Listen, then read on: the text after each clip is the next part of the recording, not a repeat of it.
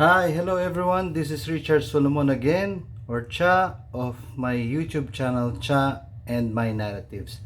As I always promised since a few days ago, that I will be coming up with published videos or published articles with regards to the topic midlife crisis or middle age crisis. Okay, so this particular published video already in YouTube, which is entitled "Does Everyone Have a Midlife Crisis?" or in Tagalog, lahat ba ng nasa middle age ay nagkakaroon ng midlife crisis? This is a published video by SciShow Psych. So credit is given to the owner of this video, of course. And I'm sharing it to you now. Please, before we start, I hope everybody who watched this video to please subscribe if you haven't subscribed yet to my channel Cha and My Narratives, para naman po tuloy-tuloy na makagawa po ako ng mga videos or published videos at may share ko po sa inyo to para po mas magkaroon kayo ng added knowledge with regards to different types of topics or issues na pertaining sa ating lahat na mga nasa middle age. Okay? Please subscribe, like, and share if you may. So here it is. Does everyone have a middle life crisis? Here it is.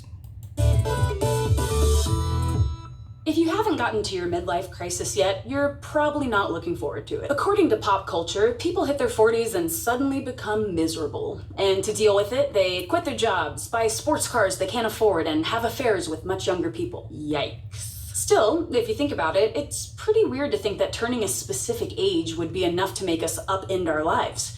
So is the midlife crisis really a thing? Well, it's kind of complicated, but there's probably less to worry about than you think. The term midlife crisis was coined by psychoanalyst Elliot Jacques in 1965. He believed that you had your crisis when you realized that you'd already lived more than half your life. He studied quote-unquote geniuses like Bach, Shakespeare, and Mozart, most of whom either died tragically or became much more prolific after their late 30s. He thought that the fear of not accomplishing everything they wanted to either killed them or lit a fire under them. Admittedly, he also thought that this didn't really apply to women because they went through menopause instead. That's clearly not accurate, but because of it, most midlife crisis stereotypes today are still about men. Of course, other thinkers at that time were also talking about developmental crises. And the one who really popularized the idea of the midlife crisis was researcher Daniel Levinson. In 1975, he proposed that life was made up of a series of stable periods interspersed with crises known as transitional periods. He based his stages on work from previous psychologists and on his own study of 40 American men aged 35 to 45. Levinson thought that the biggest transition, which happened in middle age, had to do with a sense of not accomplishing enough.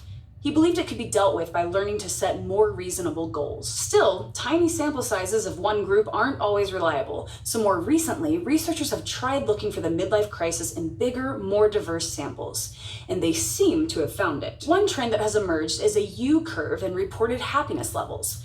People seem to be happy early in life and at the end of it, but they slump in the middle. This trend has been found in multiple studies, looking at over 1 million people in more than 50 countries. In 2013, one researcher proposed a possible explanation for the U-curve pattern after analyzing a 13-year-long German study of 23,000 people. He said it had to do with expectations. According to his hypothesis, young people expect to beat the average when it comes to careers and happy relationships.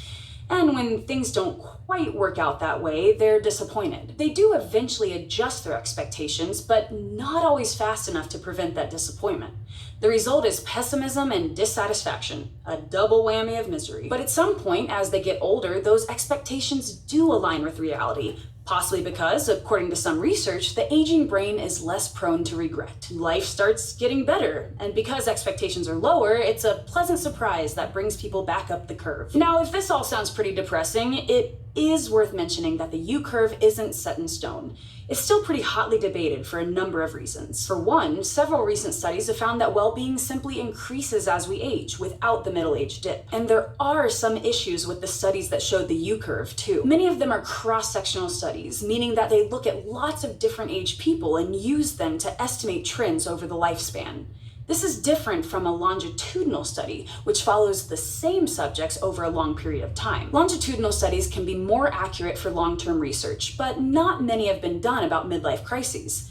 Until recently, old age, childhood, and adolescence were studied much more often than middle age. Still, the longitudinal studies that have been done tend to show that steady increase in well-being. That can mean cross-sectional studies aren't entirely accurate, but we'll need to do more research to know for sure. There's also an issue of definitions. You might call a midlife crisis a difficult transition that occurs around age 40, but different researchers have different criteria.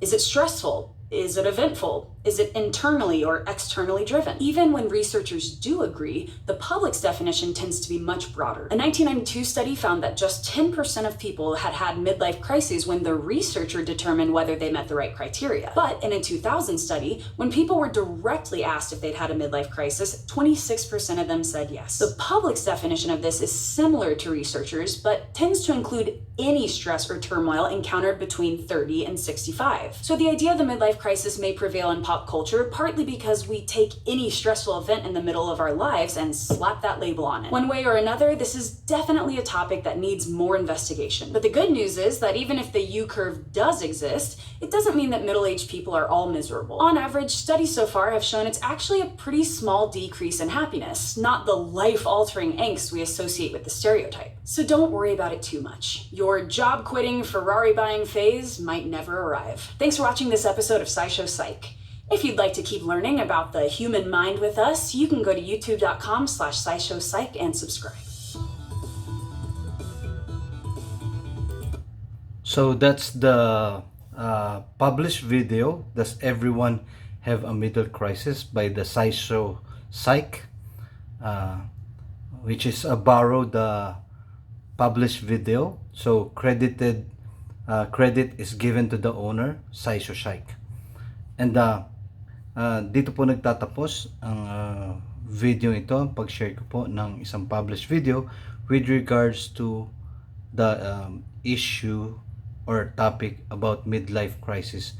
Does everyone have it? So you have heard a thing or two. I hope you learned a thing or two also from this video. At marami pa po akong darating na mga published videos or published articles coming from psychologists and social scientists that are already proven, who have studies. And please, kung hindi pa po kayo nakapag-subscribe, please do subscribe, like, and share so that tuloy-tuloy po na makagawa po ako ng mga video katulad na to share to you. Thank you very much. As I always say, this is Richard Solomon saying to everyone, peace to all, God bless, and love one another, more so your families. Goodbye for now. Bye-bye.